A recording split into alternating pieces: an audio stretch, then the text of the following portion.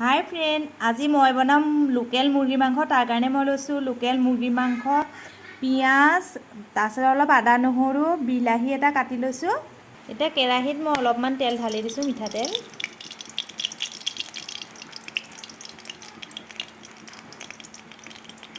এতিয়া ইয়াতে প্ৰথমতে মই দি দিম পিঁয়াজখিনি।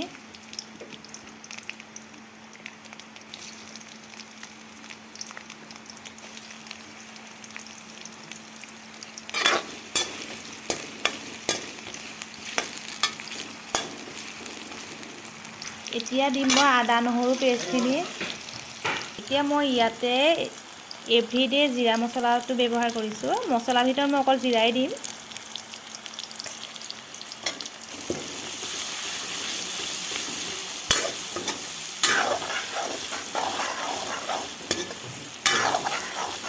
এতিয়া পিঁয়াজখিনি ৰঙচুৱা হ'ব ধৰিছে, অলপ ধৰিব পাৰিছে চাগে।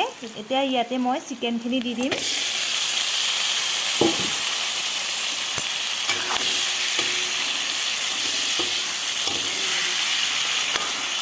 মাংসখিনি অলপ ভাজি হোৱাৰ ইয়াতে মই আলু দি দিছোঁ আৰু নিমখ হালধি দিয়া হ'ল। মই সেইকণ ভিডিঅ'টো নুঠিলে।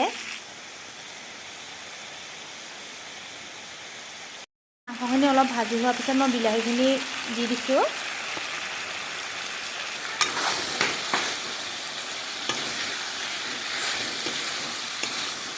এতিয়া মোৰ মাংসখিনি সিজা হৈ গৈছে, চাব পাৰে আলুটো সিজি গৈছে আৰু 60% সিজিলে আৰু 40% সিজিব আছে। এতিয়া ইয়াত মই গাজ ব্যৱহাৰ কৰি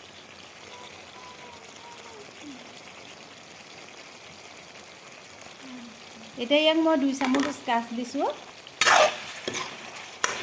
গাজ দিলে মাংসৰ সোৱাদটো বহুত ধুনীয়া হয়।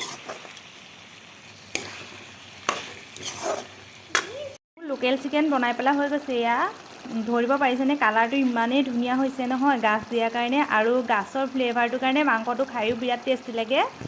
যদি এনেকৈ গাজ দি পেলাই মুৰ্গী মাংস বনাই খোৱা নাই, খাই চাবচোন, বহুতেই ভাল লাগে। এয়া মোৰ লোকেল চিকেন বনাই হৈ গ'লে, ধৰিব পাৰিছেনে?